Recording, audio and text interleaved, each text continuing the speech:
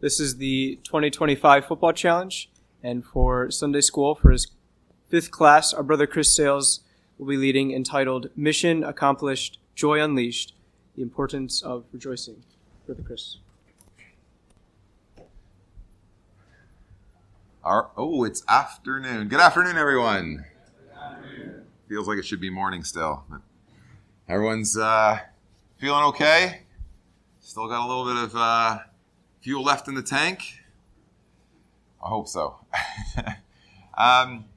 So as was mentioned, our theme is Mission Accomplished, Joy Unleashed. So we've been talking about blueprints and battle plans.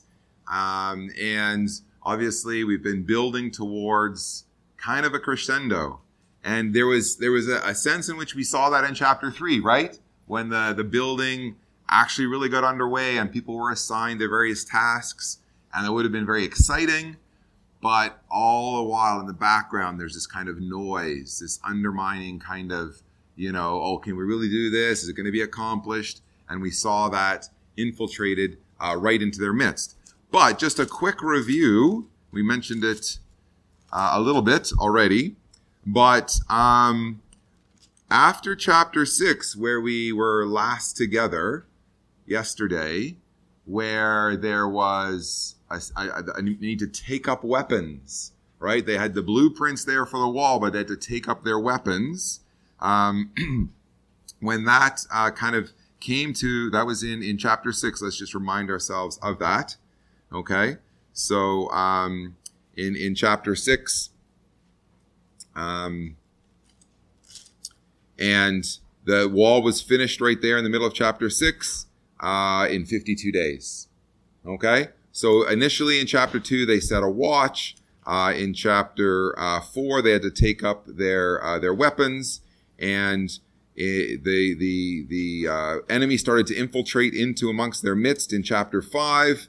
Nehemiah had to set a good example of selflessness, and still in chapter 6 the opposition is there, and it's now right in their midst. Come into the temple and hide in the temple, right? And he's like, no, I got work to do. And we had that passage there in verse 15 of chapter 6. The work was finished. From there on, chapter 7, they're organizing the people to in Jerusalem. The wall is now complete. Chapter 8, they're reading the law. Okay, so Ezra comes in and they read in the law distinctly. Then they have this amazing communal prayer in chapter 9. So things are really on the up and up. And chapter 10, they were sealed. They ratify the covenant. Chapter 11, this amazing story where they draw lots to who's going to get the privilege of risking their life to stay in Jerusalem overnight. All right, so there's a great enthusiasm. And then this comes to chapter 12, where there's more names. They're registering the priests and the Levites, and this really is then the crescendo. In some ways, the exhortation and this class were maybe a little bit out of order because we finished in chapter 13 in the exhortation. But really, this is the crescendo, and it's about joy. And that's what we'd like to talk about this morning. And how that applies to us today. Okay, so it was a time of singing had come, as it were. So this is the section we had read, and thanks for Micah reading that and really giving the emphasis. I mean, this is, you can just see it, and if you wanted a little bit of highlighting with, what's some of the key words here. So they're dedicating the wall. So it's complete. They've taken some time now to organize things, and now this is the sort of the affirmation of everything that they've done. And they dedicate the wall. And they celebrate with gladness, thanksgiving, and singing, and all kinds of instruments and stringed instruments, cymbals, harps. Like this is a big deal. All right, and it goes on, verse 31. The leaders are there. They've got the Levites, and he's got these 2 large choirs. So we're going to see that they actually encircle the walls. Like this was well thought out and planned. One went to the right hand of the wall toward the refuse gate, and the other Thanksgiving choir went the opposite way. So can you visualize that? This was amazing. The wall's done. They all felt just so encouraged by the work that they had accomplished. with God's help, obviously. And so there's this just rejoicing together, and that's what we're going to kind of focus on. And they planned it, so they walked around the wall. And so as the people are in the city, the choir would have been singing and just walking around them, and it would have been echoing through the city. Just it's really quite amazing. And then we didn't get to there, but the whole chapter is about this, really, in this really climax of what they'd done. So they offered sacrifices, they rejoiced with great joy, just in case you're not getting the point, right? Men, women, children, they rejoiced, and so much so that it was echoing across the land. And who would have been hearing that echoing noise? It would have been the enemies that had earlier, a couple of months earlier, had said, are they going to be able to build this wall out of nothing? It's all ruin. It's all rubbish. And look, this little building they got, like a fox goes on, it's just going to fall down. And now it's in a city with gates and bars, and people are inhabiting it, and this joy and this rejoicing. So it's really kind of an appropriate way maybe for us to just contemplate in microcosm, maybe even just like this weekend, and the joy and the rejoicing of being together. And people from all kinds of different places come, and it's really been an example of that. You've been staying at other people's homes, all kinds of people chipping in and providing, and it's a time for rejoicing. So what we're going to do, as sort of our intro thing, is we are going to sing this song. Now, I'm hoping some of you will know it. I've got it recorded here. How many people know this song? It's the Jehoshaphat Music, Dan Osborne song. They actually had a whole entire youth conference on Nehemiah. That would have been a memorable one. Okay? So I'll see how this works. Hopefully it is recorded and sung by the choir at Manitoulin, but let's all stand and sing as well and kind of get into the feeling of Nehemiah and the group. Hopefully no technical difficulties today. You ready? And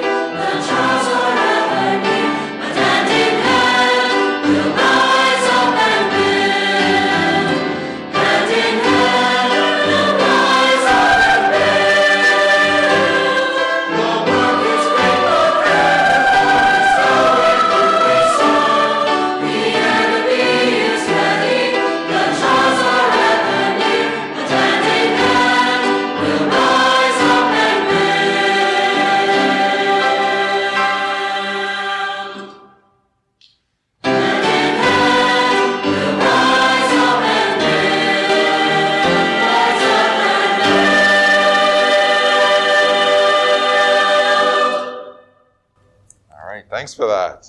That was great. Oh. Okay. So, in some ways, that is a bit of a climax for us as well. So, from here on, we got a couple of slides to show the importance of praise and worship. We will have some opportunity to work on an action plan a little earlier than normal. And then the second half of our class this morning, we are going to have some discussion, just kind of where you are. We'll see how this works, and we'll see how that goes, to kind of bring it all together, this concept of blueprints and battle plans simultaneously. So a lot of interaction from you this morning, or this afternoon. I thought that might be needful just at this end of the weekend. Okay, so you can make some notes or whatever you like here. Hopefully you got that handout if you want to just make some notes on the back of that. This is a theme, and I'm not an expert on this because I'm not musically inclined whatsoever, but I love music. I love listening to it, and I love participating as I can. But this is something I know it's not my first reaction to this is like to sit down and write music or to rejoice in that way. But it's there in Scripture everywhere. So let's turn this one up. You want to see this one in your Bible, and you might want to do some highlighting as you see fit. So this is a well-known passage, Romans chapter 12. We know Romans. Paul has been very it's a very logical, very doctrinally intense book, and he's not at the end, but he's coming there. And just look at what he's saying. This is a bit of a summary exhortation. In Romans 12, verse 9, let love be without hypocrisy. So be sincere in our love. No feigned love, no pretended love. Abhor what is evil. So cast away what's evil. Cling to what is good. Be kindly affectionate one to another with brotherly love. In honor, giving preference one to another. I mean, these are big principles. Right? This is about life in the ecclesia, life in our youth groups, all these things. Thinking of others before ourselves. Don't lag in diligence. I mean, we can think of Nehemiah and the group working on the wall. Fervent in spirit, serving the Lord. Rejoicing in hope. So in the midst of all these things we do, service, helping, thinking of others, in the middle of all that needs to be rejoicing. What's that look like? What should that look like in our ecclesias? Patient in tribulation and continuing steadfast in prayer. So it'll be one of those lists of things. And for me, at this moment, thinking about Nehemiah 12, rejoicing in hope kind of jumped out. Distributing to the needs of the saints, given to hospitality, all these things. This is life in the truth. This is what we should be doing. Romans 12, 9 to 13. I mean, that's like what we should be about. That's how people should know us as Christadelphians, as part of the family of God. And part of that should be rejoicing. Ephesians 5, you don't turn all these up, but the Romans one I thought was key. Speaking to one another in psalms and hymns and spiritual songs, singing and making melody in your heart to the Lord. All right, this should be a part of joy, should be a part of who we are as believers. Colossians 3:16, let the word of Christ dwell in you richly in all wisdom, teaching and admonishing one another in psalms and hymns and spiritual songs. Singing with grace in your hearts to the Lord. This is something it's in our hearts. It needs to be sincere and honest, but what's that going to look like? Well, what does that look like in CYC? What does that look like in Sunday school, in our homes? How do we do this? And it's part of admonishing and teaching and wisdom. It's not just like an add-on. It's not just like, well, if you get time. Somehow this should be part of who we are, the importance of praise and worship. James chapter 5. And James is so practical. I mean, James is an epistle of practicality. Is anyone among you suffering? Let him pray. Is anyone cheerful? Let him sing hymns, sing psalms. Should be a part of should be a natural response for us. This one might be worth looking up. Hebrews chapter 2. This might be I was going to do it kind of as a quiz, but we'll just cut to the chase here. Hebrews 2, verse 12. I should have done it as a quiz. All right. I will declare your names, my brethren. In the midst of the assembly, I will sing praise to you. Okay, so we need to take on board that somehow. It's like who's speaking here was going to be my question, and now you got Hebrews 2 open. Like, what's Hebrews 2 all about? What is it trying to show? Who's the central figure? in Hebrews? It's Jesus, right? And here this is a quote. Hebrews 2 verse 12 is quoting, okay, but it's proving that Jesus is we're part of his family, right? We're part of his brethren. We're brethren in Christ. And so this is a quote of the Messiah. I will declare your name, speaking to God, unto my brethren. In the midst of the ecclesia will I sing praise unto you. So Jesus is going to sing praise. Is musically joy and rejoicing and singing is what Jesus has and will do, which is just, again, sort of next level. Okay, so that's a very brief summary of why praise and worship is important in our services. So this is the brainstorming part. Do we have the mic? All right. Yeah. There's going to be an opportunity to share today. Oh, I think the mic's going to get it. So this is our little symbol of brainstorming. So coming right out of Nehemiah chapter 12. This is an open question. How can we better express joy and rejoicing in our community? Josh up here. Or how to hold the mic. There we go. Stand up. Yeah, good. I would say one thing I found helpful is maybe saying gratitudes with someone or writing them down. Because if you're being mindful of writing them down or saying them, it helps to express better what you're grateful for, especially whenever you recognize it. Okay. So just demonstrating this, be open about that, thanking people and being rich. You've had opportunity this weekend to show some gratitude and thanks to people's homes you've lived in. All right. Other suggestions? How can we do this better? Just kind of elevate joy and rejoicing in our community. This is not a day to be shy and not want to participate, because there's going to be lots of it today. So don't let me down. This one might be a bit trickier. All right. Pass that along to Matthew. Yeah, I think one thing going off Colossians verse we just looked at, like how Paul says teaching and admonishing, spiritual songs, and like the word for admonish there is like could be exhort. So like seeing, like the youth songs, like seeing them like as, so it's like kind of like maybe them like holding them of like more significance, because it's like maybe music nowadays is just kind of like background music, like you put something on while you're like doing the chores, but it's like Paul is here suggesting that like these songs, like you take them in and you digest them and like you get lessons and spiritual upliftment from them. A bit more intentionality about music and how powerful it can be. No one wants to touch the mic. Mic turn off. All right. Thanks for that. Other thoughts? What can we do I might have some other things here. We'll do the negative one in a minute. So this is positive. How can we positively use music and joy and rejoicing, praise and worship in our community? Thoughts? Yep.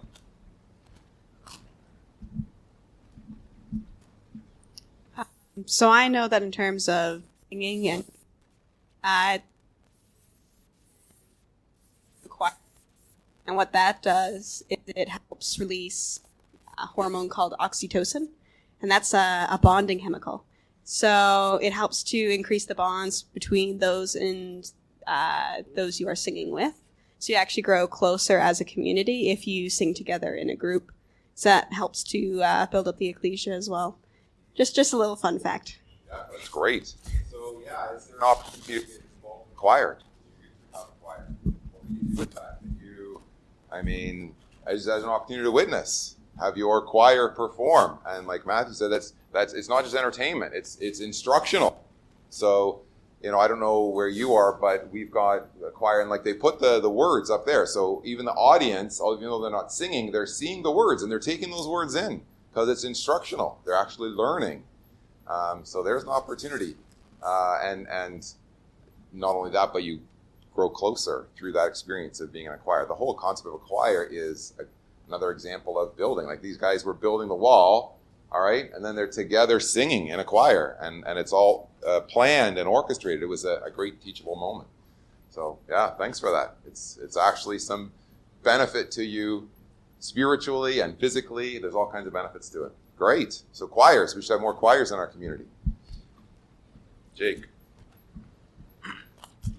Well, when you're singing like hymns and things like that, don't like sing with the joy of an 8-year-old. Like sing for the joy of singing, not like listening to other people hit the wrong notes, but sing just for the joy of it. That's awesome. Thanks, Jake. Yeah, we certainly had experience in other cultures like Kenya where that's what they do. We might feel uncomfortable, and Martha and I maybe did it the first couple of times, but it's just infectious. And they have a hymn book where they have the English on one side and the Swahili on the other. And it doesn't matter which one they sing, but it never sounds like the way we sing those same hymns. It's like they just take it next level. And I think to Jake's point, we can maybe learn from that. There's joy, like they love singing and they love being together. And maybe we need to just loosen up a little bit with respect to our participation in these hymns. Yeah, thanks for that. Great point. A couple more maybe before we... Yep.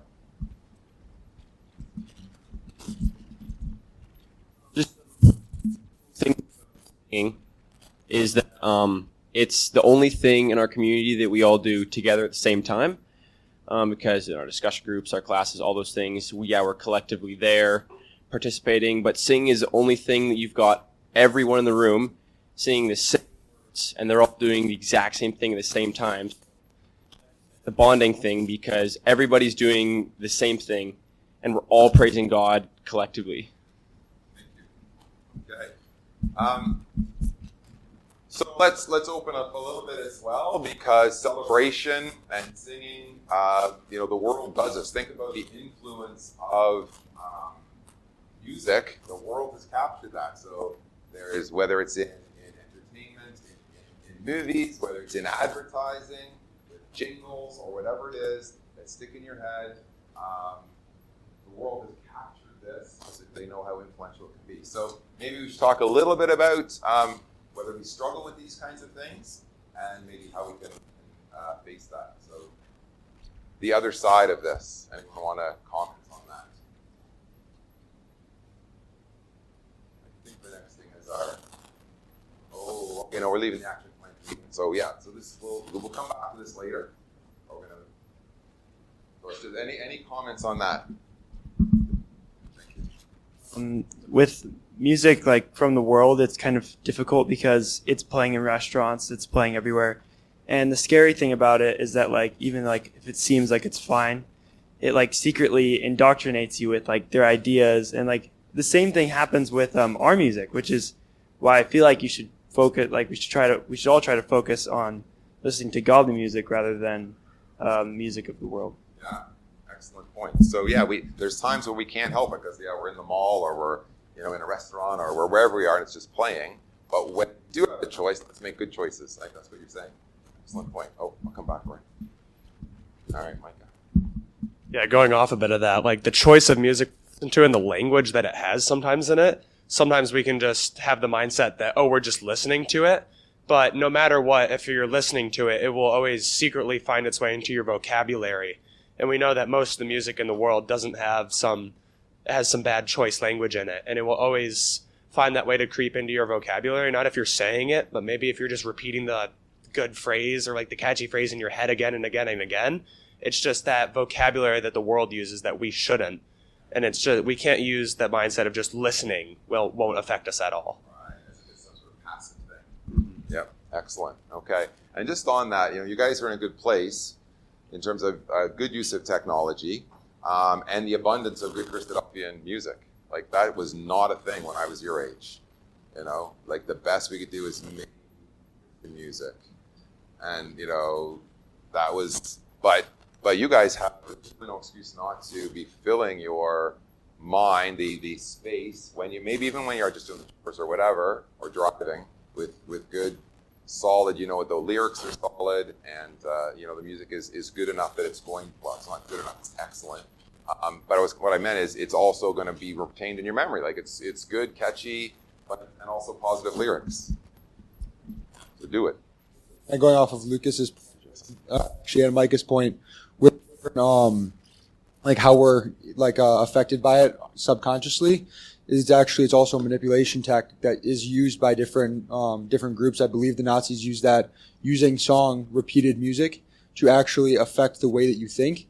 And it's actually something that, you don't even realize it, but eventually you start to think, of course, it's fact because I'm saying it all the time, I'm hearing it all the time, everyone else is saying it, and so you're constantly affected by it without even realizing it. And so, to Matthew's point, whenever you're doing chores, when you're doing those things, if you are subconsciously listening to Christadelphian music that is of proper doctrine, you're subconsciously affected to where you're constantly thinking about those verses that it comes from, where that mindset, as opposed to a lot of them where you get the moral dilemma of these other things that hint at a lot of a promiscuous lifestyle, a lot different than what we say is right. So we easily can say on a Sunday morning, this is wrong, that's wrong, but then it's like if we're constantly listening to it in the music that we have, more often than once a week, more often than twice a week, it's we're very much affected by it, and we don't even realize it.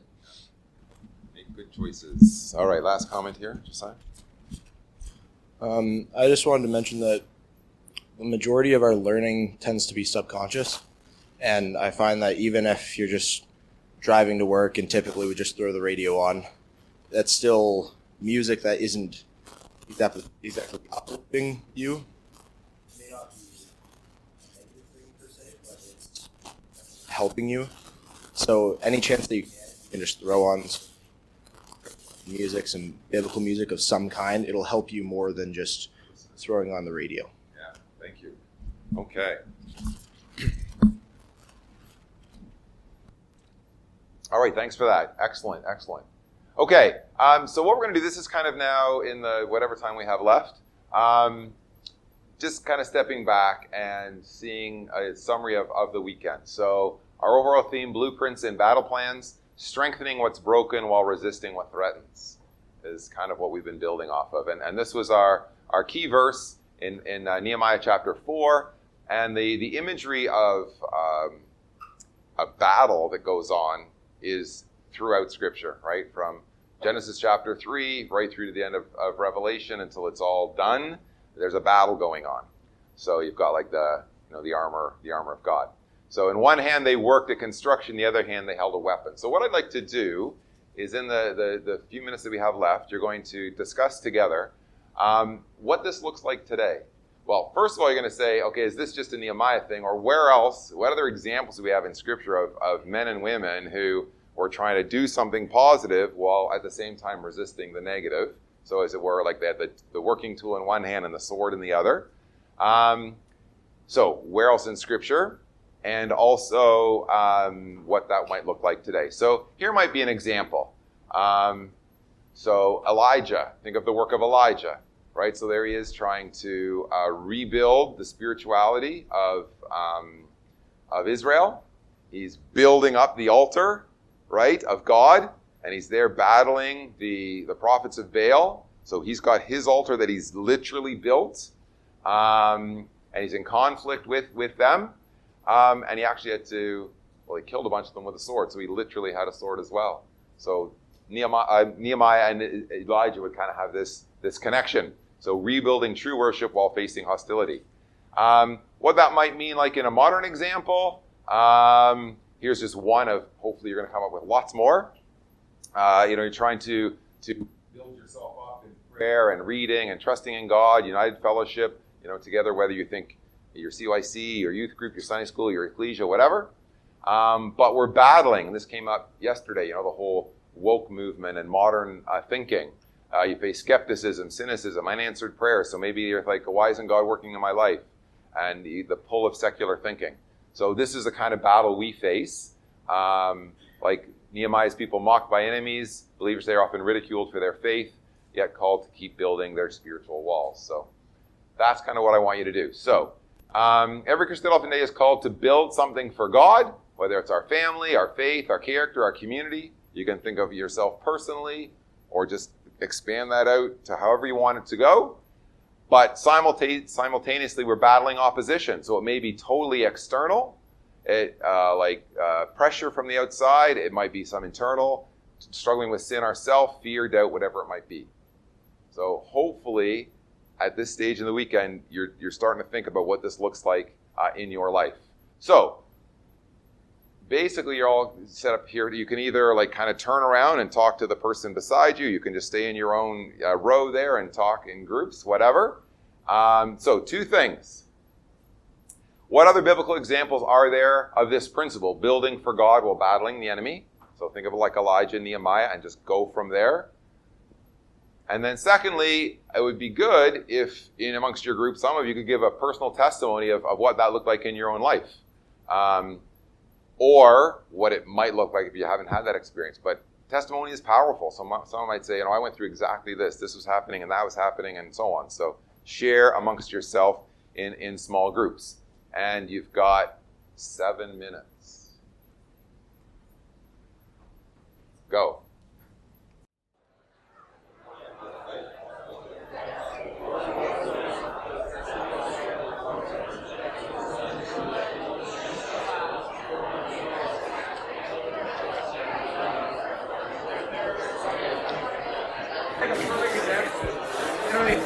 Okay.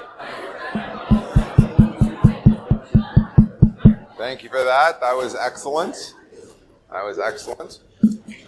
So we're not obviously going to have time for everyone. I would love to have had time for everyone to share, but we have maybe 5 minutes. So in 30 seconds or less, who would like to give a brief summary of what they talked about quickly, number 1, into a biblical example. You don't have to elaborate on that too much. And some sort of personal, modern-day example or testimony. Who wants to lead this off? Logan.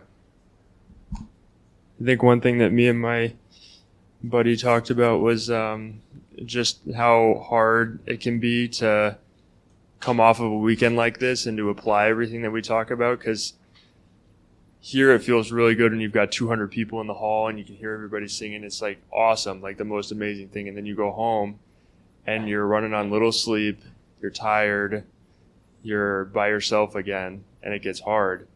So just being sure to keep in touch with people and to keep the circle as big as you can when you are home and by yourself when it gets hard, and don't let it sneak up on you. Okay. And that's somewhat of the intention of the little half-page handout. Have them handy somewhere, and don't try and do a whole bunch all these amazing things. Completely revolutionary. No, start small. Make one change. And that can lead to something else. It's like that mustard seed, right? You plant it and it can grow. So that's a great point. Make some changes. Don't try to do too much all at once, but small steps, but do something. Do something. Make some significant change. Me and the person I was talking to, we kind of thought that instead of battling people, we're more battling principles and ideas that are constantly coming from the world and constantly trying to pull us down. So while also trying to build ourselves up to make sure that we don't fall victim to them. Okay. Be aware of who the true enemy is. Yep. Did I see a hand here? Okay. Oh yeah. Okay, we'll get back there. And me and my buddies talked about Joseph, a good example of being in the world but not of it. And then I talked about one time in 6th grade for social studies class, we were doing religions week, and one of the days was Confucianism, and we had to bow down to our teacher, and I said no, and I got in big trouble. But did they throw you in the fire first? I almost. The principal's office. Yeah, in school detention, pretty much same thing. But it was just that challenge of not conforming. But that was the world trying to, just a little test. Yeah, and a little thing goes, what's the big deal? It's just pretend, but it's a principle. Yeah, that's a great example.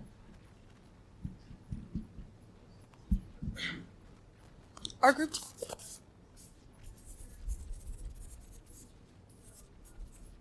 Micah said Joseph was able to kind of be an example to those around him in prison. And Esther was able to be an example to her maidens who saw her habits, the builds, rub off on other people. Specific type. Excellent, thank you. Habits, that's a good word. Habits, things we just do, people start to notice and recognize. Yep. We'll go up to front there, down here in the corner. We'll get to Simon next.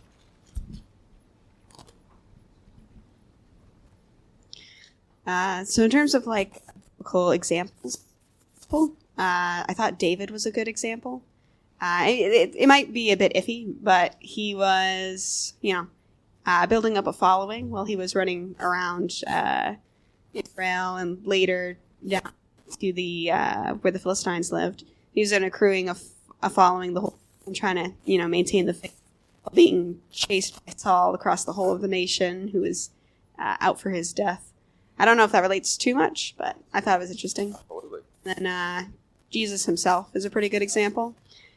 He was also building up believers, trying to express who he was and share the faith with others while being attacked first with words, then later crucified by the Pharisees and others. So you have that same kind of war of words going on that we kind of have now. Yeah.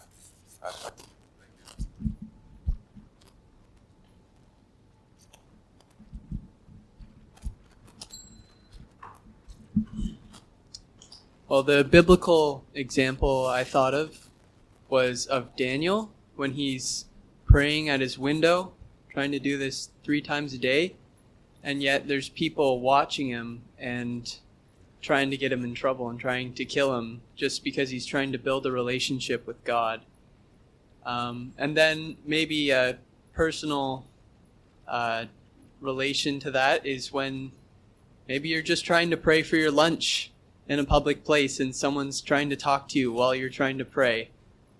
So maybe the battle plan against that is to say, hey, I'm going to pray for lunch. Do you want to pray with me or something like that to encourage them? Yeah. Be very intentional about it. Thanks, Simon. Okay, I think I heard a bell. So this is your last action plan for the weekend. I hope you found this helpful, and I hope going forward that this is something you do at any situation where you have a class, an exhortation or a Bible class or whatever, CYC class. In your mind, you should be saying, okay, well, what's my takeaway from this? What is my action plan? How am I going to put into practice what I just learned? Okay? So this one that relates to our topic today, how can I give praise and worship to Yahweh? Do I need to remove any worldly celebrations from my life? So that's both sides of that coin. How can I increase my expression of joy to God for all that He has done for me? And am I giving too much bandwidth of my time and mind to other things that are taking away from that and maybe reducing that joy that I feel? And then again, the similar sort of thing. What's one thing that I do to increase the joy expressed in my life? Just think of one thing. I'm going to not have the radio on my commute to work or school. I'm going to be intentional about what I listen to. That could be that one thing that could be revolutionary for you. And then the other kind of half of today's class, that's the big overarching one, as Simon was just alluding to, our blueprint and our battle plan, both of those. So what am I going to do to increase my understanding of God and His Word and who Jesus is and how I can be more like Him in a positive way, while at the same time being defensive against the things that are detracting from that plan. And I really need to go to battle. And like's been mentioned, it's a battle probably mostly for us. It's an intellectual one, right? It's about philosophies and ideas and concepts that are opposed to what we know to be true. So I think we've run out of time. Oh, right on the bell. So sorry to get more chance to talk, but please do this. Talk over lunch, whatever. Have this as a focus going forward and build each other up and strengthen each other in these last days as battle buddies, because everyone in here is working together for the same thing. So thanks for your great attention and for your great input.